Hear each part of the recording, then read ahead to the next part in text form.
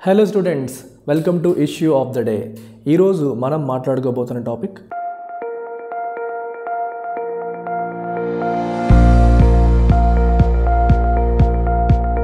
Artificial intelligence. ఈరోజు ఎక్కడ చూసినా ఆర్టిఫిషియల్ ఇంటెలిజెన్స్ గురించే చర్చ జరుగుతుంది.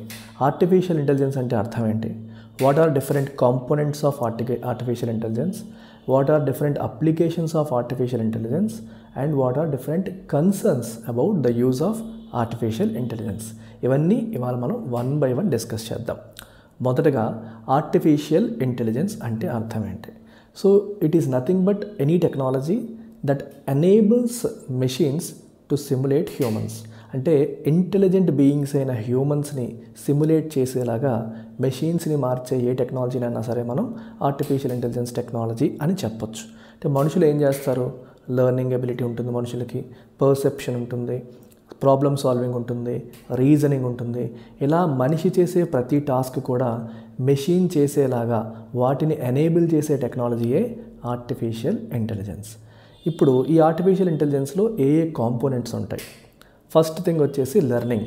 ఎందుకంటే ఒక హ్యూమన్కి ఉన్న మోస్ట్ ఇంపార్టెంట్ స్కిల్ ఏంటి? Learning skill. సో తన తప్పుల నుంచి, తన ఎక్స్పీరియన్స్ నుంచి, అనుభవాల నుంచి పాఠాలు నేర్చుకుంటారు. సో ఆర్టిఫిషియల్ ఇంటెలిజెన్స్తో ఎనేబుల్ అయిన మెషిన్స్ కూడా they can learn from their mistakes, they can learn from their experiences. So learning component involves learning from previous experiences. మనకి మెషిన్ లెర్నింగ్ అని మీరు వినుంటారు. It comes under learning component of artificial intelligence. Second part వచ్చేసి reasoning. Reasoning అంటే అర్థం ఏంటి? సినారియోస్ని మనం స్టడీ చేసి దాని నుంచి కంక్లూజన్స్ని డ్రా చేయగలగడం. సో అప్రోప్రియేట్గా సిచ్యువేషన్ తగ్గట్టుగా కంక్లూజన్స్ని డ్రా చేయగలిగే ఎబిలిటీస్ని మనం రీజనింగ్ అంటాం. సో రీజనింగ్లో జనరల్గా 2 టైప్స్ ఉంటాయి, inductive reasoning and deductive reasoning. And ఏఐలో ఈ 2 రీజనింగ్స్ కూడా కాంపోనెంట్స్. ఇప్పుడు డిడక్టివ్ రీజనింగ్ అంటే అర్థం ఏంటి? జనరల్ ఇన్ఫర్మేషన్ నుంచి స్పెసిఫిక్ కంక్లూజన్స్ని డ్రా చేయడం. ఫర్ ఎగ్జాంపుల్, మనుషులందరూ మార్టల్స్ అంటే అర్థం ఏంటి? ఏదో రోజు చనిపోతారని. అండ్ పలానా Ramarao is a man, so Ramarao is a mortal అన్నాం అనుకోండి. ఇది డిడక్టివ్ లాజిక్. ఫస్ట్ ఏం చెప్పాం మనం? మనుషులంతా మార్టల్స్ అంటే ఏదో రోజు చనిపోయేవాళ్ళు. ఇది ఒక జనరల్ స్టేట్మెంట్. రామారావు అనే వ్యక్తి ఒక మనిషి. సో రామారావు అనే వ్యక్తి మనిషి, మనుషులంతా మార్టల్స్ కాబట్టి ఆబ్వియస్లీ రామారావు కూడా మార్టల్ అవుతాడు. అంటే రామారావు కూడా ఏదో రోజు చనిపోయే వ్యక్తే అని అర్థం అనమాట. ఇలా జనరల్ ఇన్ఫర్మేషన్ నుండి స్పెసిఫిక్ కంక్లూజన్స్ డ్రా చేయడాన్ని మనం డిడక్టివ్ లాజిక్ అంటాం. సో ఏఐ ఎనేబుల్డ్ సిస్టమ్స్కి డిడక్టివ్ లాజిక్ ఉంటుంది. సిమిలర్గా we have something called inductive logic. Inductive logic డిడక్టివ్కి రివర్స్ అనమాట. అంటే స్పెసిఫిక్ ఇన్స్టెన్సెస్ నుంచి మనం జనరల్ కంక్లూజన్స్ డ్రా చేయడం. ఫర్ ఎగ్జాంపుల్, ఇండిగో ఫ్లైట్ నిన్న లేట్గా వచ్చింది, ఇవాళ లేట్గా వచ్చింది. సో ఇండిగో ఫ్లైట్ ఎప్పుడూ లేటుగానే వస్తుంది అని మనం కంక్లూజన్ డ్రా చేసాం అనుకోండి. అంటే నిన్న లేటుగా వస్తే, ఇవాళ లేటుగా వస్తే దాని అర్థం రేపు కూడా లేటుగా వస్తుందని గ్యారంటీ ఏం లేదు. రేపు ఎర్లీగా రావచ్చు. అయినప్పటికీ కూడా మనం స్పెసిఫిక్ ఇన్ఫరెన్సెస్ నుంచి జనరిక్ కంక్లూజన్స్ డ్రా చేయడాన్ని మనం ఇండక్టివ్ లాజిక్ అంటాం, ఇండక్టివ్ రీజనింగ్ అంటాం. సో ఏఐ ఎనేబుల్డ్ సిస్టమ్స్కి రీజనింగ్ ఎబిలిటీ కూడా ఉంటుంది, ఇండక్టివ్ ఉంటుంది, డిడక్టివ్ కూడా ఉంటుంది. మూడవది problem solving. Just like humans, అంటే కాంప్లెక్స్ ఇష్యూస్ ఇచ్చినప్పుడు దాన్ని ఎలా సార్ట్ అవుట్ చేయాలి. ఒక మ్యాథమెటిక్స్ క్వశ్చన్ ఇచ్చాను, మనిషి సాల్వ్ చేయగలుగుతాడు. అలాగే మెషిన్ కూడా సాల్వ్ చేయగలిగింది అనుకోండి, దానికి ప్రాబ్లమ్ సాల్వింగ్ ఎబిలిటీ కూడా ఉంది అని అర్థం. కాంప్లెక్స్ సినారియోస్ కావచ్చు, కాంప్లెక్స్ ఇష్యూస్ కావచ్చు, బాగా టఫ్ ప్రాబ్లమ్స్ కావచ్చు, వాటిని సాల్వ్ చేసే ఎబిలిటీని మనం ప్రాబ్లమ్ సాల్వింగ్ అంటాం. నాలుగవది పర్సెప్షన్. జస్ట్ లైక్ హ్యూమన్స్, ఈ ఆర్టిఫిషియల్ ఇంటెలిజెన్స్ ఎనేబుల్డ్ మెషిన్స్ కూడా సెన్సరీ అవుట్పుట్ని ప్రాసెస్ చేయగలుగుతాయి. ఫర్ ఎగ్జాంపుల్, కంప్యూటర్ విజన్ అంటాం.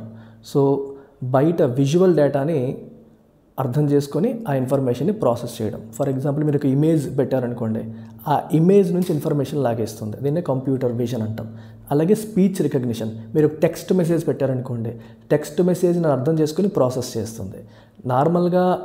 స్పీచ్, టెక్స్ట్ మెసేజ్ కాదు, స్పీచ్, వాయిస్ మెసేజ్. మీరు వాయిస్ మెసేజ్ పెట్టారనుకోండి, ఆ వాయిస్ మెసేజ్ని కూడా అర్థం చేసుకొని ప్రాసెస్ చేయగలగడం. సో ఒక మనిషి ఇప్పుడు మీరు ఏదైనా మాట్లాడితే నేను ప్రాసెస్ చేస్తాను ఇన్ఫర్మేషన్, నేను వింటాను, వినేసి మీ స్పీచ్ని ప్రాసెస్ చేసి అర్థం చేసుకుంటాను. అలాగే నా కళ్ళతో చూసి నేను అండర్స్టాండ్ చేసుకోగలుగుతాను. అదే పని కంప్యూటర్ కూడా చేయగలిగితే మీరు ఒక ఇమేజ్ కంప్యూటర్కి పంపించారు, ఆ ఇమేజ్ అనేది ప్రాసెస్ చేసేసింది అంటే అర్థం ఏంటి, కళ్ళతో చూసినట్టే కదా, దాన్ని కంప్యూటర్ విజన్ అంటాం. అలాగే ఒక వాయిస్ మెసేజ్ మీరు పంపించారు, ఆ వాయిస్ మెసేజ్ని అది అర్థం చేసేసుకుంది అంటే మన మనిషి ఎలాగైతే వింటాడో అది కూడా విన్నట్టే కదా. సో మనిషికి ఉండే ఈ sensory input processing power computers కూడా వచ్చిందనుకోండి, అక్కడ కూడా మనకి ఆర్టిఫిషియల్ ఇంటెలిజెన్స్ అనేది వచ్చినట్టే. And most important fifth component వచ్చేసి న్యాచురల్ లాంగ్వేజ్ ప్రాసెసింగ్. మనిషి ఎలా అయితే లాంగ్వేజ్ని ప్రాసెస్ చేస్తాడో కంప్యూటర్ కూడా లాంగ్వేజ్ని ప్రాసెస్ చేయగలిగితే న్యాచురల్ లాంగ్వేజ్ ప్రాసెసింగ్ ఉన్నట్టు. అంటే ఫర్ ఎగ్జాంపుల్ మీరు కొన్నిసార్లు కొన్ని వెబ్సైట్స్లోకి వెళ్తే చాట్ బాట్స్ వస్తాయి.